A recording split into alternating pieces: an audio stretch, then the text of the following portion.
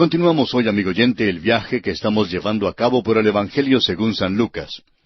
Siguiendo adelante con nuestro estudio del capítulo 5 de este Evangelio de Lucas, consideraremos hoy las parábolas en cuanto al vestido nuevo y a los odres. Leamos entonces los versículos 36 al 39 de este capítulo 5. Les dijo también una parábola.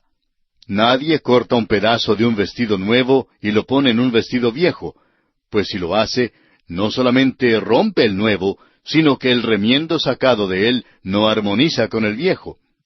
Y nadie echa vino nuevo en odres viejos.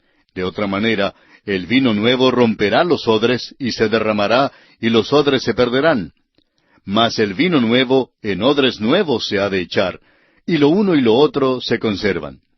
Y ninguno que beba del añejo quiere luego el nuevo, porque dice, el añejo es mejor. Al hombre natural le gustan sus viejas costumbres. Le gusta el vino viejo y la religión vieja. Lo importante es reconocer que nuestro Señor trajo algo nuevo al género humano, el Evangelio. No vino al mundo para remendar un vestido viejo, no vino para añadir remiendos a la ley, vino para pagar la pena del pecado en la cruz del Calvario.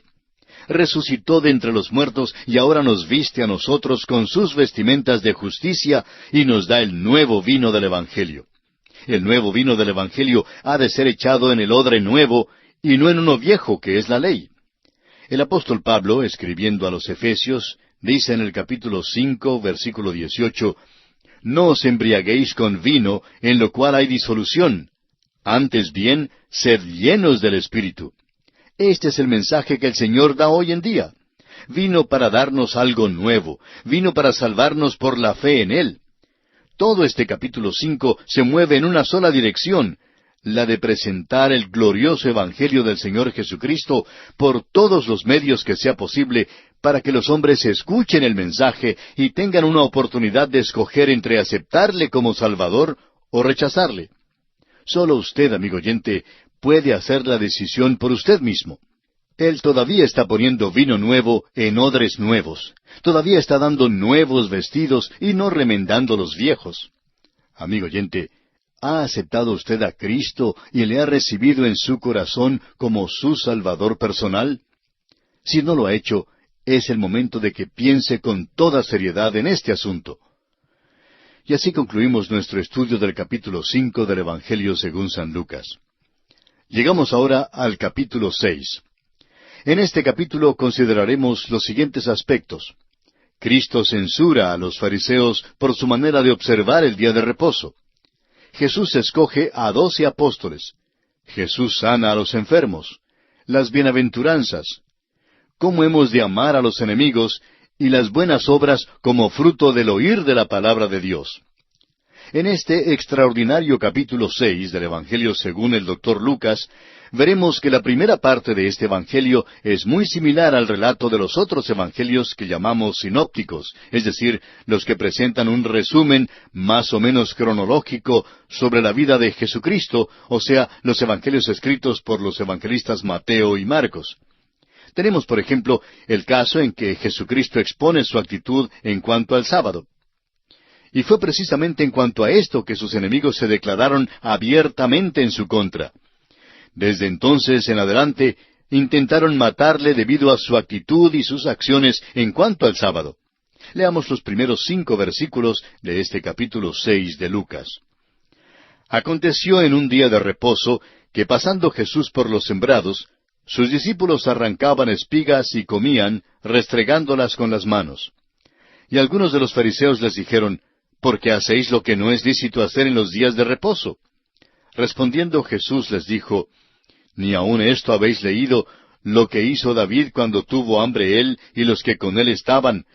¿Cómo entró en la casa de Dios y tomó los panes de la proposición, de los cuales no es lícito comer sino sólo a los sacerdotes, y comió y dio también a los que estaban con él? Y les decía, el Hijo del Hombre es Señor aún del día de reposo. En estos primeros 5 versículos tenemos el incidente del día de reposo cuando sus discípulos recogían espigas y las frotaban en sus manos para separar las semillas del tamo y la paja y luego comían los granos.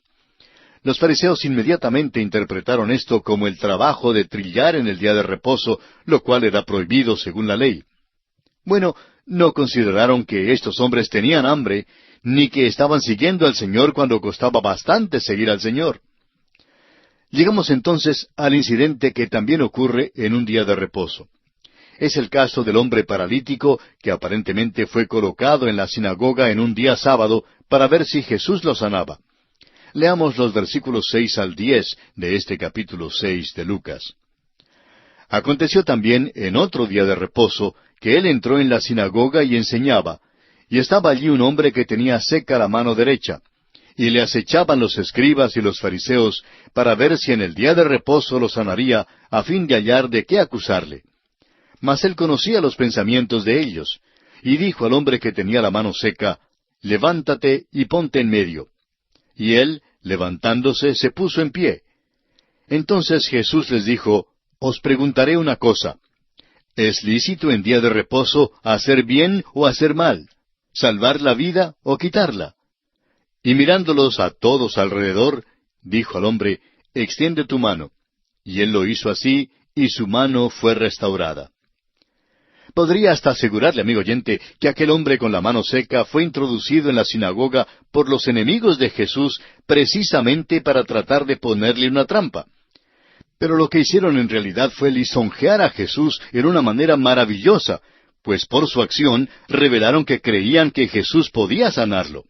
¿Y sabe usted lo que pasó? Pues Jesús lo sanó. O sea que esta fue una ocasión en que los enemigos de Jesús estaban en lo correcto.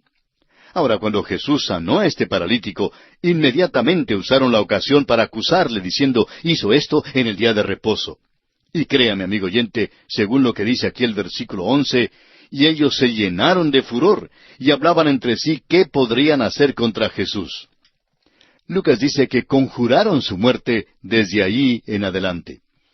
Y ahora llegamos a una sección del Evangelio según San Lucas, que algunos creen relata los mismos acontecimientos en porciones paralelas en Mateo y Marcos. Pero nosotros creemos que no es así. Y más adelante le explicaremos por qué creemos que esto es algo totalmente nuevo, algo que no se incluye en los relatos de ninguno de los otros evangelistas. El asunto principal es la elección de los 12 apóstoles. Usted recordará que hace poco mencionamos que Jesús se encontró con sus discípulos. Él los conoció por primera vez en su viaje a Jerusalén. Mejor dicho, allí conoció a algunos de ellos, y entonces, en otra ocasión, Jesús, mientras caminaba a orillas del mar de Galilea, les pide que le sigan y que sean sus discípulos. Pero ellos aparentemente volvieron a la pesca. El Señor entonces vuelve a llamarlos, y según lo que leíamos en el capítulo 5, versículo 11, y cuando trajeron a tierra las barcas, dejándolo todo, le siguieron. Llegamos ahora a la escena que el doctor Lucas describe aquí en el 6º capítulo. Todos estos hombres que han sido llamados están con Jesús, y él procede entonces a la tercera etapa de la elección de los apóstoles. De entre todos estos discípulos, nuestro Señor elige a 12 hombres para servir como apóstoles, y estos 12 hombres son los mismos que también son mencionados por Mateo y Marcos. Al entrar ahora en el estudio de este pasaje, leamos los versículos 12 y 13, pero pasemos por alto los versículos 14 al 16, ya que contienen una lista de los 12 nombres. Los versículos 12 y 13 dicen, en aquellos días él fue al monte a orar, y pasó la noche orando a Dios. Y cuando era de día, llamó a sus discípulos, y escogió a 12 de ellos, a los cuales también llamó apóstoles. Consideramos que el versículo 12 es extraordinario, pues revela que hasta el propio Señor Jesucristo consideraba de suma importancia pasar toda una noche en oración a Dios. Ahora, ¿por qué lo hizo? Porque tenía ante sí la responsabilidad de elegir a 12 de estos hombres para que fuesen sus apóstoles. Y notemos que aún así, aún después de pasar toda la noche en oración, en el momento difícil, todos abandonaron al Señor Jesús y que uno le traicionó mientras que otro le negó. La lección importante aquí para nosotros es que los hombres de Dios siempre son elegidos por Él. Es verdad que candidatos hay muchos, pero considere usted lo que dice Juan 15:16. No me elegisteis vosotros a mí, sino que yo os elegí a vosotros, y os he puesto para que vayáis y llevéis fruto, y vuestro fruto permanezca. El doctor J. Vernon McGee, autor de estos estudios bíblicos, decía en cuanto a esto: estas palabras de Juan 15:16 me han dado muchísimo consuelo y aliento. Cuando el Señor me llamó, yo era un cajero en un banco, y nunca siquiera soñaba que algún día podría ser predicador. El hecho es que yo despreciaba y tomaba en poco a los predicadores. Así es que puedo decir que en el caso mío, decía el doctor McGee, no fui yo quien le rogó al Señor para que me llamara a ser predicador, sino que Él me llamó a mí.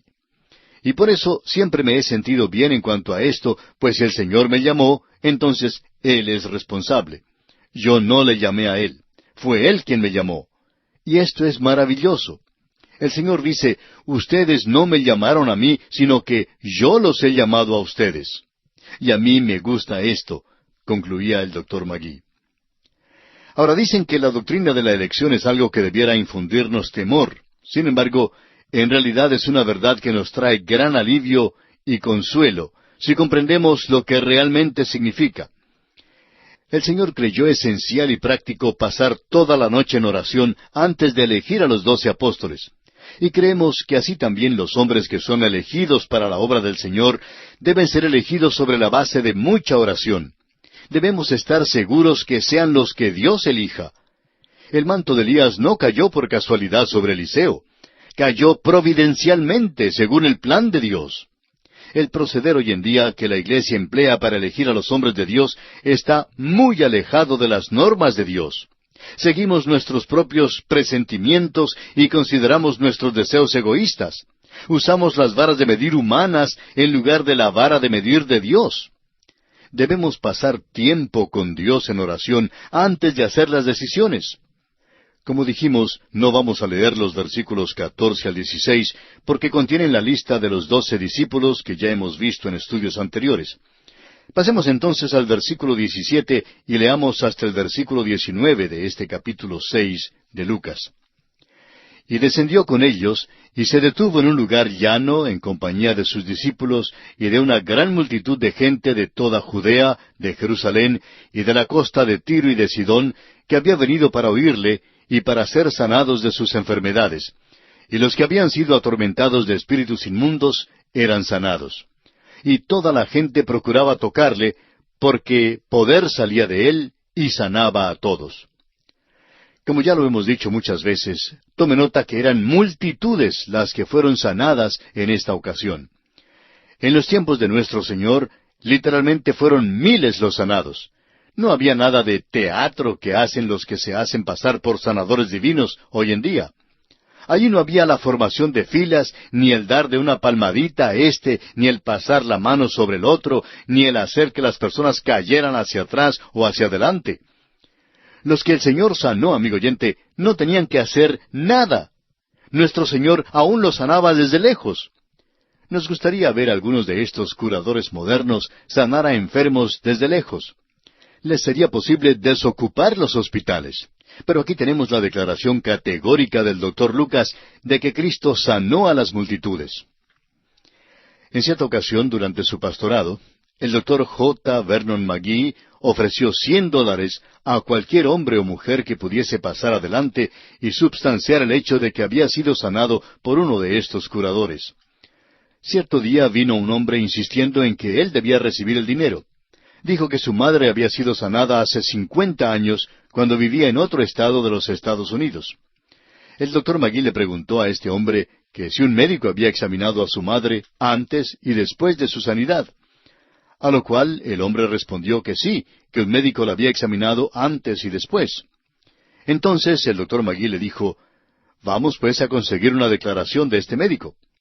Pero el hombre dijo que aquel médico había fallecido ya hacía unos 50 años. Amigo oyente, permítanos decir que el Señor no sanó así. Las sanidades que el Señor hizo eran genuinas, y tenemos la declaración del doctor Lucas para verificarla. Claro que sí creemos en la sanidad divina. Lo que no creemos es en la sanidad de aquellos que se hacen pasar por sanadores divinos.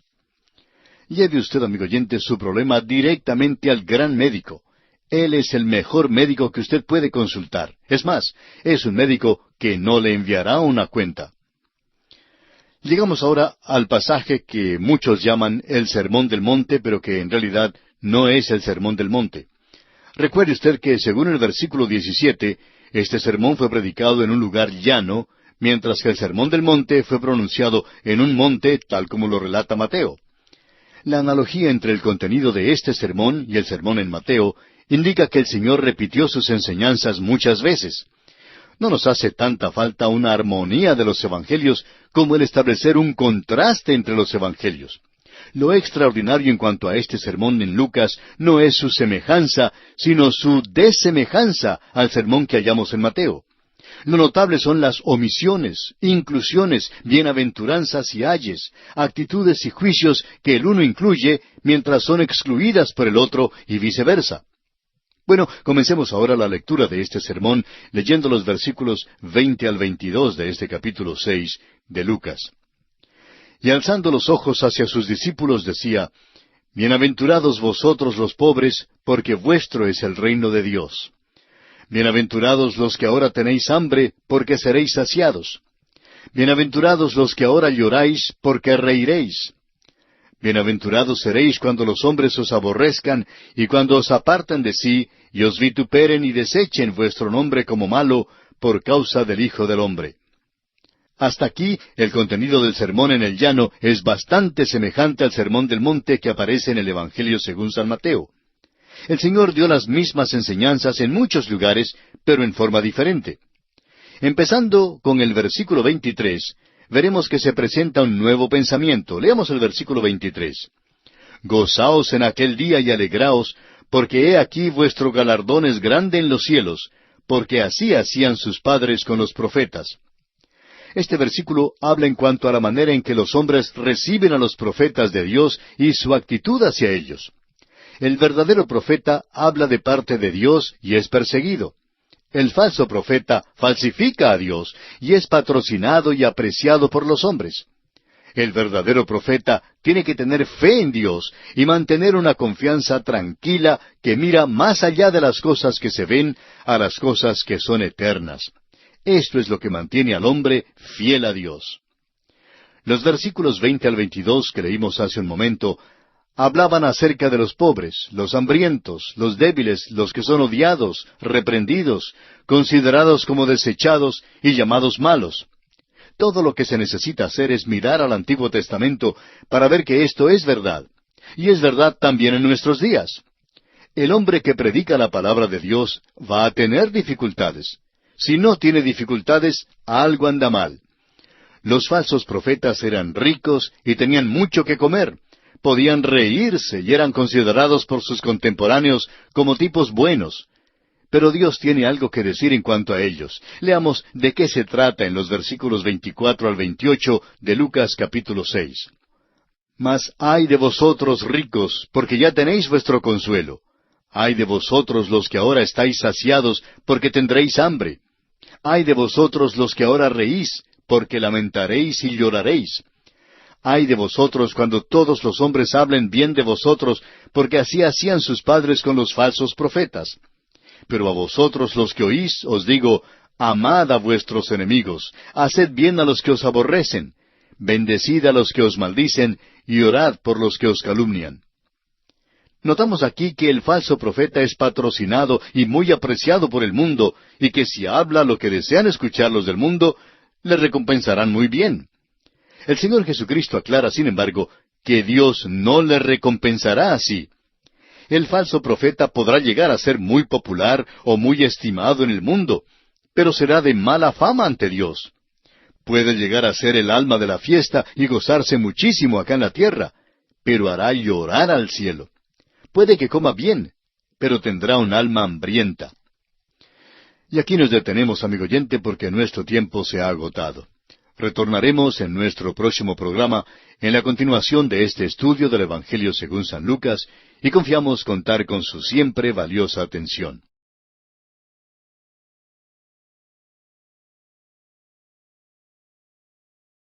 Continuamos hoy, amigo oyente, nuestro estudio del capítulo 6 del Evangelio según San Lucas. En nuestro programa anterior estábamos hablando sobre los falsos profetas. Y decíamos que el falso profeta falsifica a Dios y es patrocinado y apreciado por los hombres. Pero el verdadero profeta tiene que tener fe en Dios y mantener una confianza tranquila, una confianza que mira más allá de las cosas que se ven, que mira a las cosas que son eternas.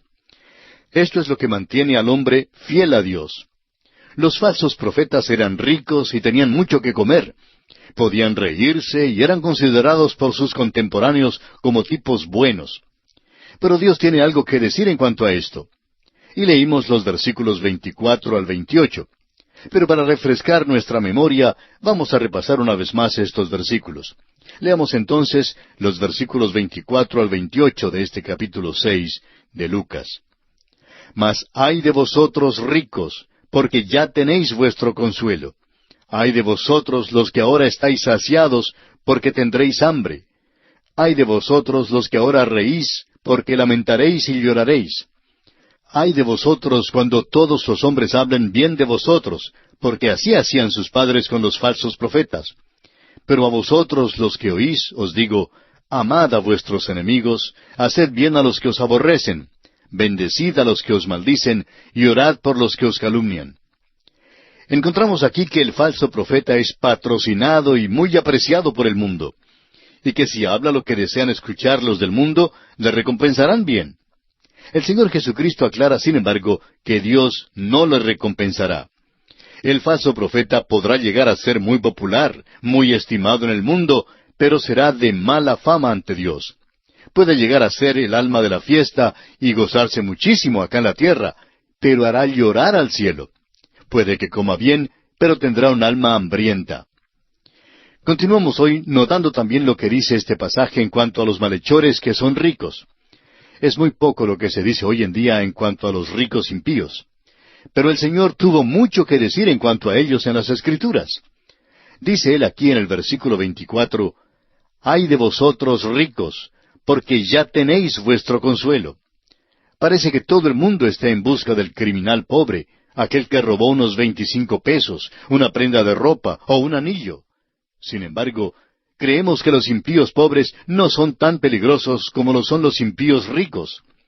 Es que los ricos sin Dios le dan cierto encanto a la impiedad, y creemos que hoy en día hay más hipocresía entre los ricos que entre cualquier otro grupo de personas. Están dispuestos a pagarle a un profeta falso para que predique en la iglesia a la cual asisten. Son dueños de la iglesia y de la propiedad.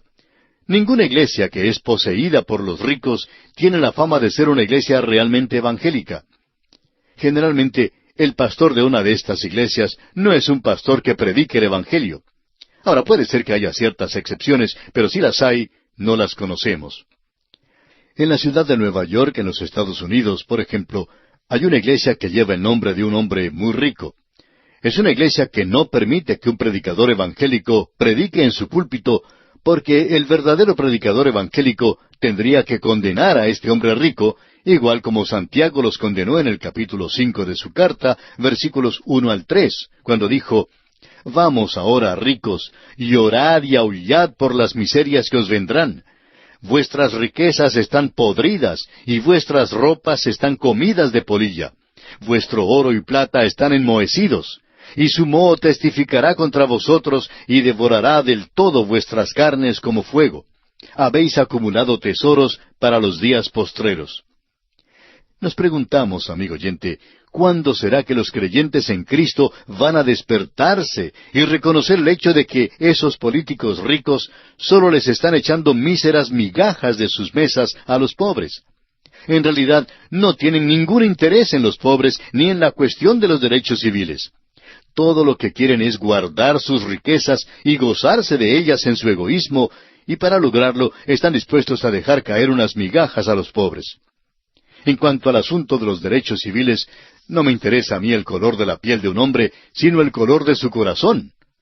Amigo oyente, ¿ha sido lavado su corazón en la sangre del Señor Jesucristo? Si ha sido lavado, entonces es mi hermano. Yo voy a vivir con Él por toda la eternidad, y es mejor que yo comience a aprender a vivir con Él ahora mismo, aquí en la tierra. Puede ser que una persona sea de la misma raza que yo, que el color de la piel sea igual al mío, que hable el mismo idioma que yo hablo, pero si su corazón aún está envuelto, está sumido en las tinieblas del pecado, lo siento mucho, amigo oyente, pero tengo que decir que tal persona no puede ser mi hermano. Pero permítame añadir que, por otra parte, si una persona ha experimentado el nuevo nacimiento, si sus pecados han sido lavados por la preciosa sangre de Jesucristo, si esto es así, entonces esta persona es verdadero hermano mío, sin importar el color de su piel, la forma de sus ojos o ninguna otra cosa por el estilo. Quizá esto que estamos diciendo le parezca algo revolucionario, y en realidad lo es, pues es lo que Cristo mismo dijo. Y mi hermano, si usted está dispuesto a seguir a Jesucristo, tendrá que vivir una vida revolucionaria, una vida totalmente contraria al rumbo que lleva este mundo. En nuestra vida hemos conocido a muchos que han dicho que estaban siguiendo a Jesús, pero la evidencia de sus vidas indican que realmente ni se han atrevido a seguir al Señor. Pues si le estuviesen siguiendo, habrían experimentado todo tipo de aflicciones y pruebas. Leamos ahora lo que dice Jesucristo en este capítulo 6, y creemos que usted concordará en que estas palabras disiparán cualquier capa de hipocresía que uno tenga, y revelarán la verdad sobre el estado interno de cualquier persona. Por ejemplo, considere usted lo que dicen estas palabras que aparecen en los versículos 29 al 38 de este capítulo 6 de Lucas. Al que te hiera en una mejilla, preséntale también la otra, y al que te quite la capa, ni aun la túnica le niegues. A cualquiera que te pida, dale, y al que tome lo que es tuyo, no pidas que te lo devuelva. Y como queréis que hagan los hombres con vosotros, así también haced vosotros con ellos. Porque si amáis a los que os aman, ¿qué mérito tenéis? Porque también los pecadores aman a los que los aman. Y si hacéis bien a los que os hacen bien, ¿qué mérito tenéis? Porque también los pecadores hacen lo mismo. Y si prestáis a aquellos de quienes esperáis recibir, ¿qué mérito tenéis? Porque también los pecadores prestan a los pecadores para recibir otro tanto. Amad pues a vuestros enemigos, y haced bien y prestad, no esperando de ello nada. Y será vuestro galardón grande, y seréis hijos del Altísimo, porque Él es benigno para con los ingratos y malos. Sed pues misericordiosos, como también vuestro Padre es misericordioso. No juzguéis y no seréis juzgados. No condenéis y no seréis condenados. Perdonad y seréis perdonados. Dad y se os dará. Medida buena, apretada, remecida y rebosando darán en vuestro regazo, porque con la misma medida con que medís, os volverán a medir. Hay muchos que dicen que están viviendo según el Sermón del Monte, y que creen que no tienen necesidad de un Salvador, pero su hipocresía se expone a plena vista a la luz de estas enseñanzas del Sermón del Llano, como pudiéramos llamarlo, que aparece aquí en este capítulo 6 del Evangelio escrito por el Dr. Lucas. Tenemos también a los que están tan dispuestos a criticar a los demás, los que tratan de esconder sus propias faltas, llamando la atención hacia las faltas de otros. Estas personas están muy dispuestas a plegarse a demostraciones públicas, a gritar consignas y proclamas contra esta o aquella injusticia, pero cuando estas mismas personas tienen que afrontar una decisión que afecte su propio bienestar, es muy raro que sus hechos respalden sus dichos. En cuanto a este tipo de hipocresía, escuchemos estas palabras candentes del Señor Jesucristo en los versículos 39 al 46 de este capítulo 6 de Lucas. Y les decía una parábola. ¿Acaso puede un ciego guiar a otro ciego? ¿No caerán ambos en el hoyo? El discípulo no es superior a su maestro, mas todo el que fuere perfeccionado será como su maestro. ¿Por qué miras la paja que está en el ojo de tu hermano y no echas de ver la viga que está en tu propio ojo? ¿O cómo puedes decir a tu hermano, hermano, déjame sacar la paja que está en tu ojo, no mirando tú la viga que está en el ojo tuyo? Hipócrita, saca primero la viga de tu propio ojo, y entonces verás bien para sacar la paja que está en el ojo de tu hermano. No es buen árbol el que da malos frutos, ni árbol malo el que da buen fruto. Porque cada árbol se conoce por su fruto, pues no se cosechan higos de los espinos, ni de las zarzas se vendimian uvas. El hombre bueno, del buen tesoro de su corazón saca lo bueno, y el hombre malo, del mal tesoro de su corazón saca lo malo, porque de la abundancia del corazón habla la boca. ¿Por qué me llamáis Señor, Señor, y no hacéis lo que yo digo? Estamos de acuerdo con usted en que este mensaje que estamos dando hoy no es uno de los más populares. El ministro de una iglesia que persigue la buena acogida general no es un ministro que se atreve a mencionar el pecado. Algunos pretenden usar los giros del psicoanálisis para explicar la extrema perversidad del pecado. Describen el pecado como una reliquia de una jungla teológica. Tratan de decir que el pecado no es un crimen contra Dios. Y son muchos los predicadores modernos que tienen miedo de decir que Dios odia el pecado y que Jehová es un hombre de guerra. No es suficiente, amigo oyente, lisonjear al ego, felicitar la soberbia, consentir al pecado con una sonrisa, ni tratar al cáncer del pecado con una crema de belleza. El pecado no puede curarse con una prescripción filosófica que es atendida por los placeres del mundo. El único lugar a donde uno puede acudir es al pie de la cruz. Allí, amigo oyente, Dios no le dará un simple masaje o algo que le hará sentirse mejor, sino que Dios le operará empleando una cirugía mayor y le hará una nueva criatura en Cristo Jesús. Amigo oyente, este es el mensaje que tenemos aquí en el Sermón del Llano. Es un mensaje que se complementa con el Sermón del Monte y es un mensaje que el Señor dio muchas veces. Notemos ahora que el Señor concluye esto con una parábola que también incluyó en el Sermón del Monte. Leamos los versículos 47 al 49 de este capítulo 6 de Lucas. Todo aquel que viene a mí y oye mis palabras y las hace, os indicaré a quién es semejante. Semejante es al hombre que al edificar una casa, cavó y ahondó y puso el fundamento sobre la roca. Y cuando vino una inundación, el río dio con ímpetu contra aquella casa, pero no la pudo mover, porque estaba fundada sobre la roca. Mas el que oyó y no hizo, semejante es al hombre que edificó su casa sobre tierra, sin fundamento, contra la cual el río dio con ímpetu, y luego cayó, y fue grande la ruina de aquella casa. Y ahora, amigo oyente, preste mucha atención. Voy a decirle lo que este pasaje me dice a mí.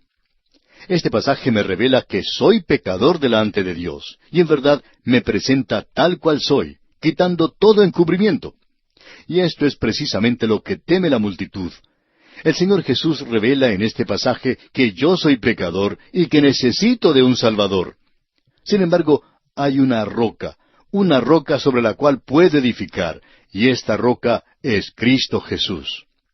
El apóstol Pablo, escribiendo su primera carta a los Corintios, dice en el capítulo 3, versículo 11, porque nadie puede poner otro fundamento que el que está puesto, el cual es Jesucristo.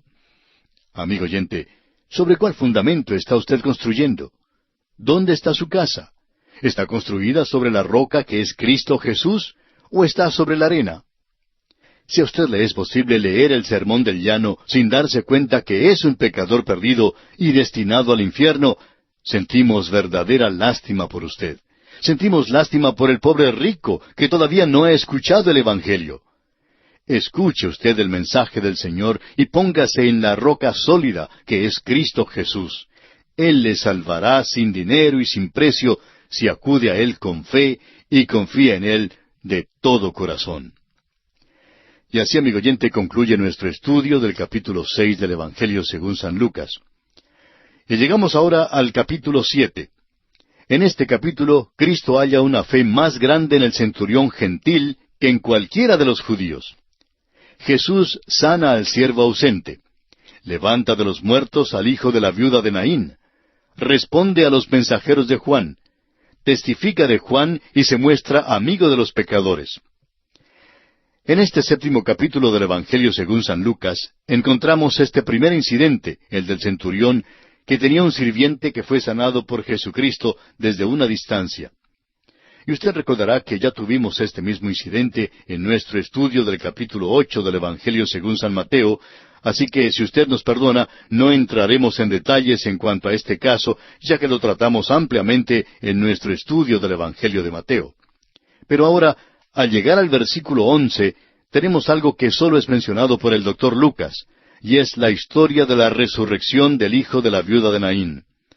Pero debiéramos tener en cuenta que estos acontecimientos en los cuales Jesús le devuelve la vida a alguien que ha muerto, no son en realidad casos de resurrección, según la Biblia define esta palabra.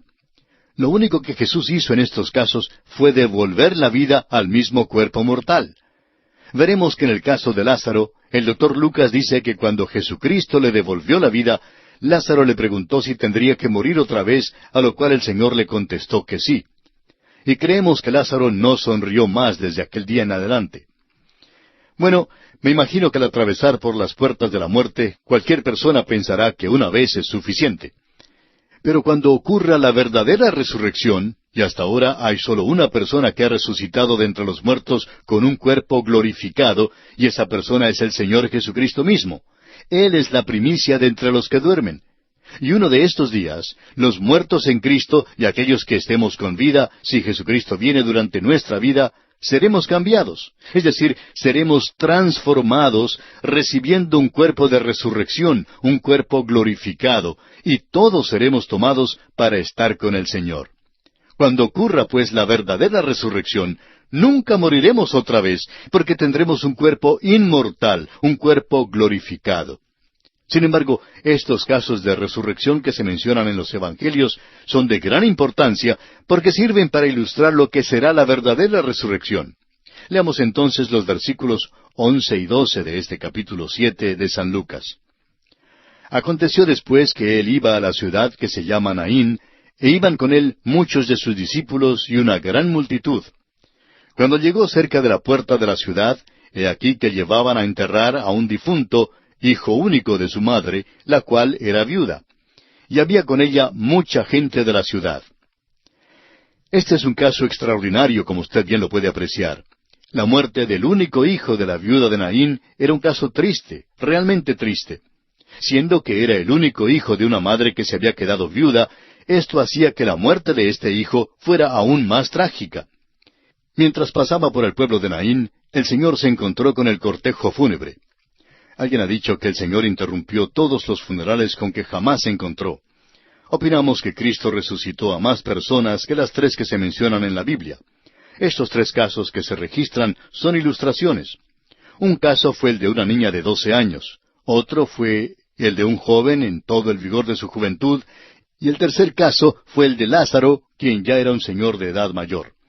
Estos casos son representativos de las 3 grandes clasificaciones en que dividimos a la humanidad, y todos son restaurados a la vida. Bueno, amigo oyente, nuestro tiempo se ha agotado por esta ocasión, así es que tenemos que detenernos aquí. Pero continuaremos la consideración de este interesantísimo asunto en nuestro próximo programa.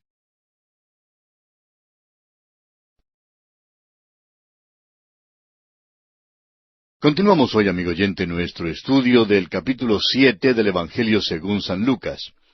En nuestro programa anterior comenzamos a considerar el caso de la resurrección del hijo de la viuda de la ciudad de Naín. Y decíamos que la muerte del hijo de esta viuda era un caso realmente triste, porque se trataba del único hijo de una madre que se había quedado viuda.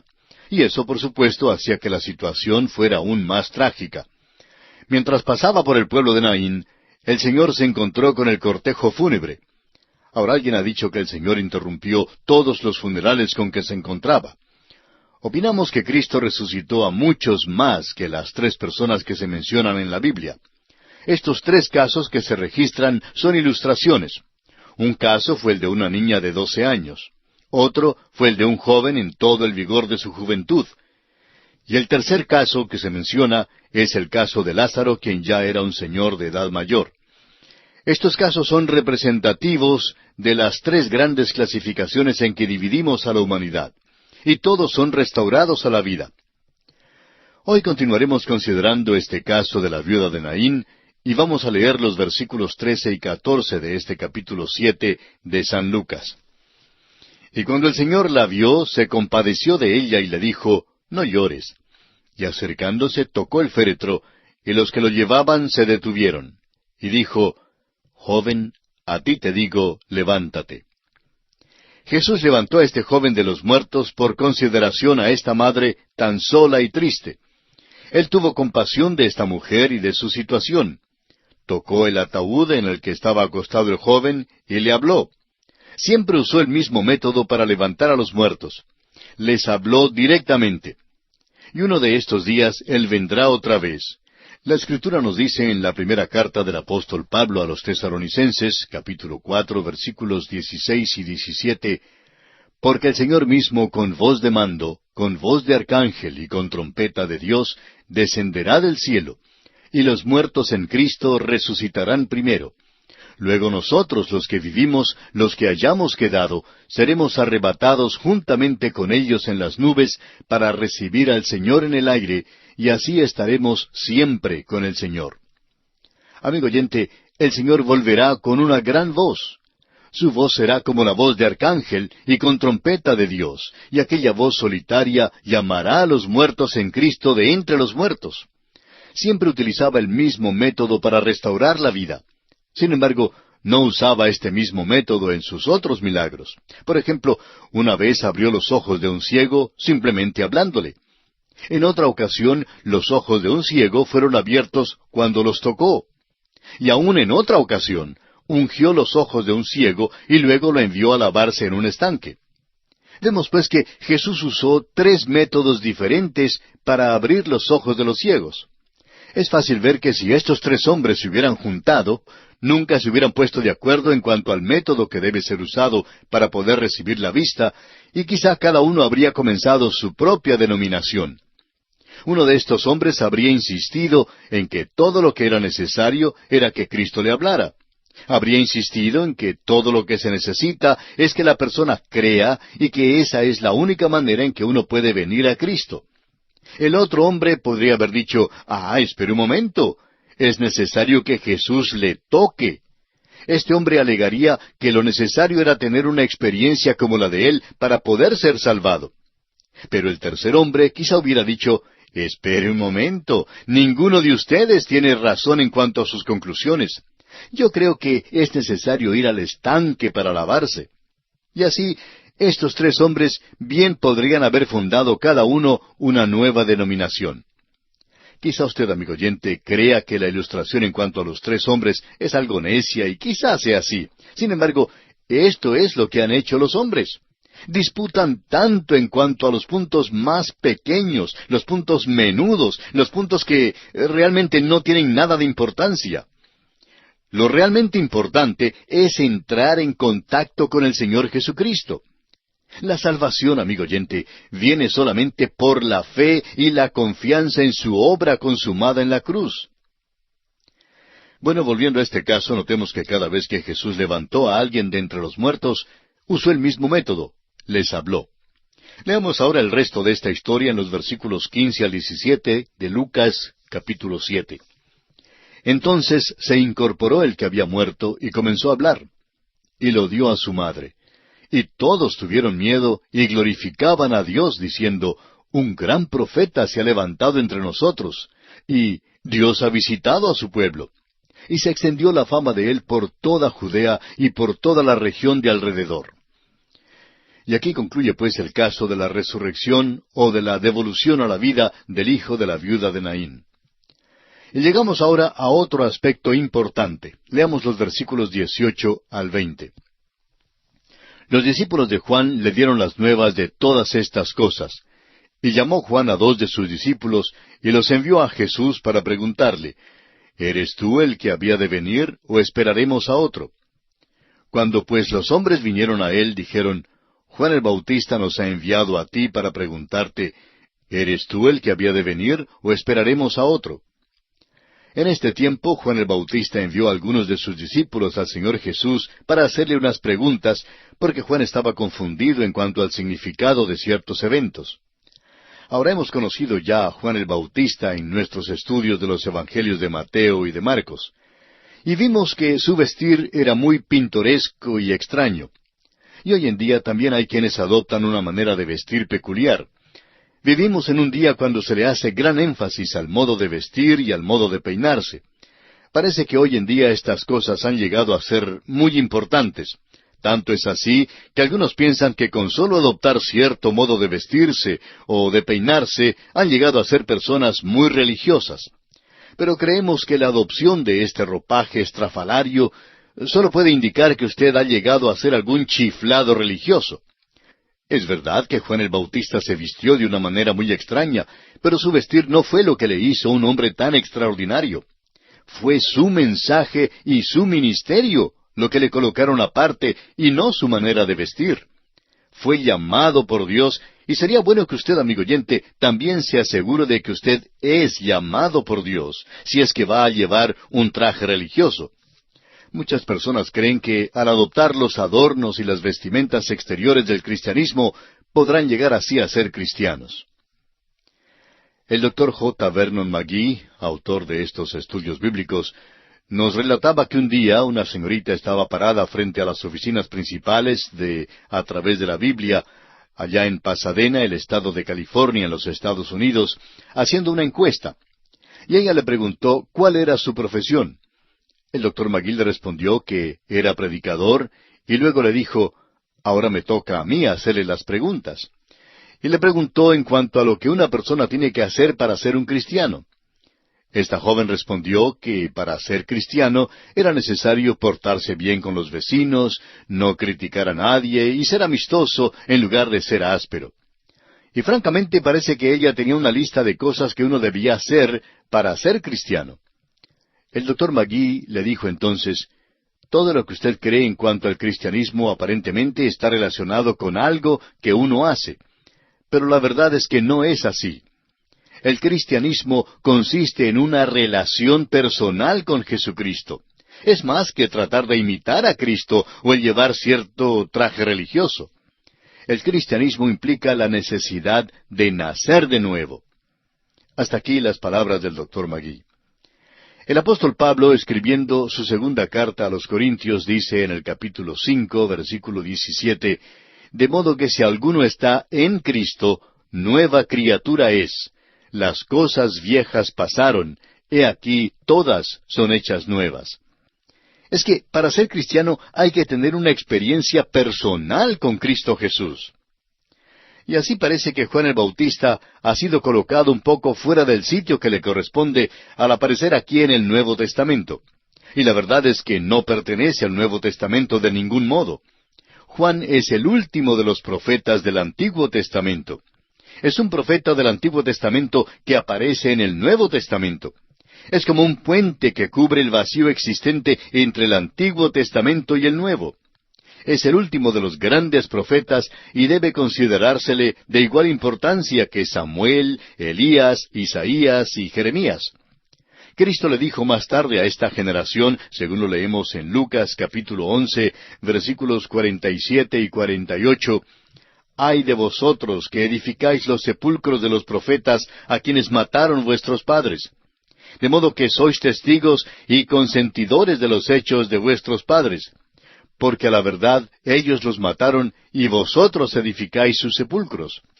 Y la verdad es que se comportaron como hijos genuinos que habían heredado la naturaleza de sus padres, porque cuando Jesús pronunció estas palabras, Juan el Bautista, el último de los profetas del Antiguo Testamento, ya estaba en la cárcel y pronto sería silenciado por medio de la muerte. Bueno, aquí en este pasaje encontramos entonces que Juan el Bautista ya estaba en la cárcel y que ciertas dudas habían penetrado en su mente. Hay quienes tratan de darle una explicación psicológica a esta pregunta que Juan el Bautista hizo. ¿Eres tú el que había de venir? Juan estaba anticipando la venida del Mesías y quería saber si Cristo era el Mesías o no. Y el tratar de explicarlo psicológicamente es algo que consideramos casi risible. Tratan de decir que debido a que estaba en la cárcel, Juan sufría de melancolía, que estaba desanimado, desmayado y desalentado. Pero creemos que esa explicación de la condición de Juan no es correcta. No olvidemos que Juan había anunciado el reino y renunciado a la nación. Había proclamado la venida del rey. Y reconoció que él mismo era solo el constructor de la carretera para el rey. Dijo que con su venida los valles se rellenarían y que los montes serían bajados.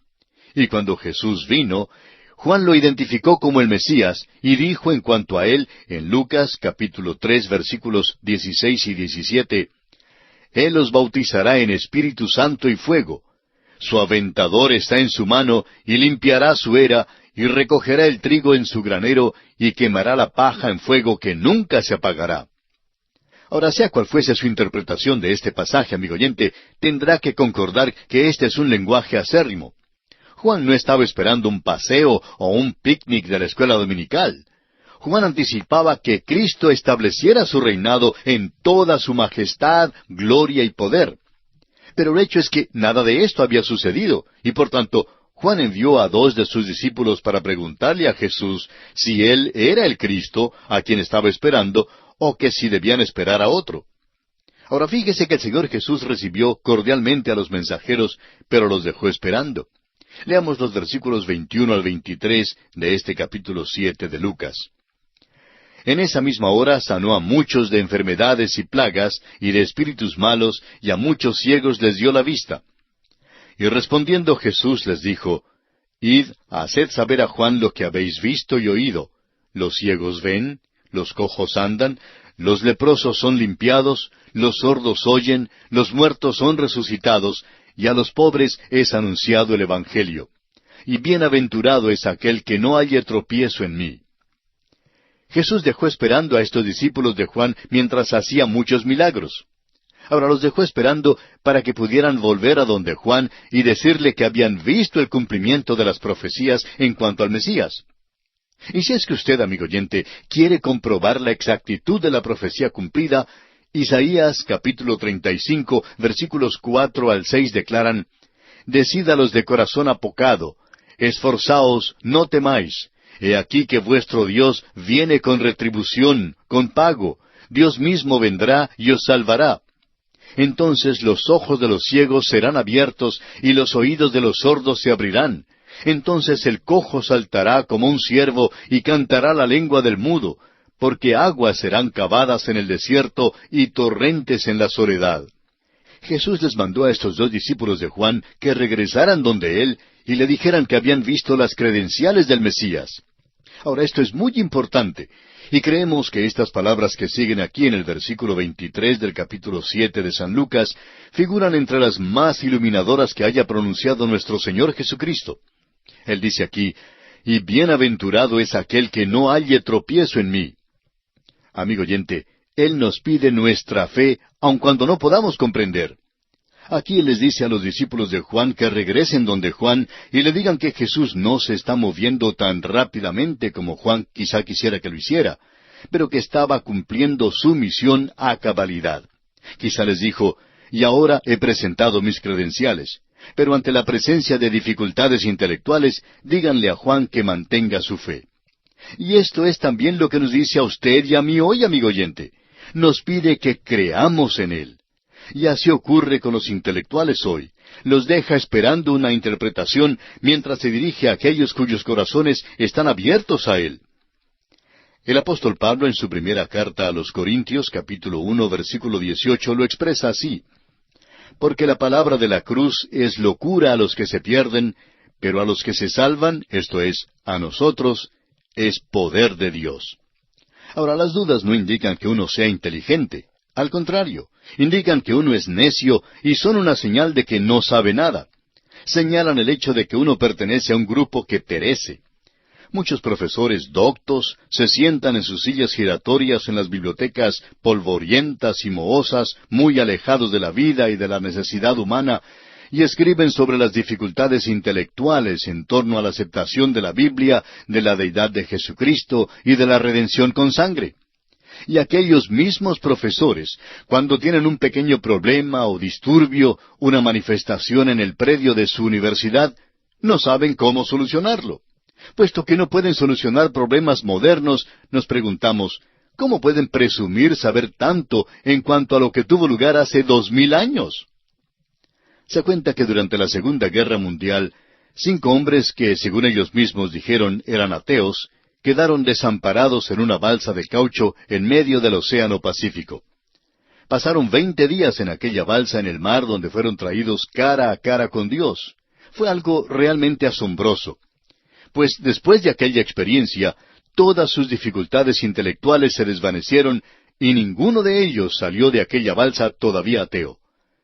A veces pensamos en la posibilidad de meter a algunos de estos profesores que se creen tan intelectuales en una balsa y lanzarlos en medio del Océano Pacífico. Eso les haría mucho más bien que darles un doctorado en filosofía. Bueno, continuemos con los versículos 24 y 25 de este capítulo 7 de San Lucas. Cuando se fueron los mensajeros de Juan, comenzó a decir de Juan a la gente, ¿qué salisteis a ver al desierto? ¿Una caña sacudida por el viento? Mas, ¿qué salisteis a ver? ¿A un hombre cubierto de vestiduras delicadas? He aquí los que tienen vestidura preciosa y viven en deleites, en los palacios de los reyes están. Ahora, ¿era Juan el Bautista una caña sacudida por el viento?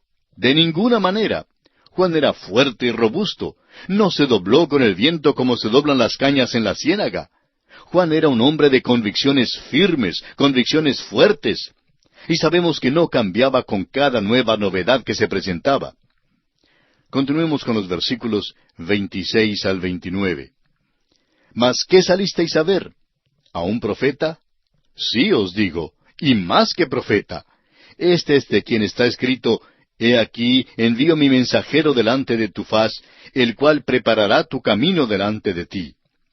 Os digo que entre los nacidos de mujeres no hay mayor profeta que Juan el Bautista, pero el más pequeño en el reino de Dios es mayor que él. Y todo el pueblo y los publicanos, cuando lo oyeron, justificaron a Dios, bautizándose con el bautismo de Juan. Lo que ocurre es que este pasaje es el cumplimiento de las profecías de Malaquías, capítulo 3, versículo 1, que dice, He aquí yo envío mi mensajero, el cual preparará el camino delante de mí, y vendrá súbitamente a su templo el Señor, a quien vosotros buscáis, y el ángel del pacto, a quien deseáis vosotros. He aquí viene, ha dicho Jehová de los ejércitos. Lucas capítulo 7, versículo 27, es tomado de Malaquías 3:1, y establece a Juan el Bautista como el precursor del Mesías. Esto coloca a Juan por encima de todos los otros profetas, pues él era precursor de una nueva dispensación, pero al mismo tiempo establece que el que es menor en el reino de Dios es mayor que Juan, porque los que pertenecen al reino tienen aún mayores privilegios y poderes que Juan el Bautista. Y bien, amigo oyente, nuestro tiempo se ha agotado, así es que tenemos que detenernos aquí por esta ocasión.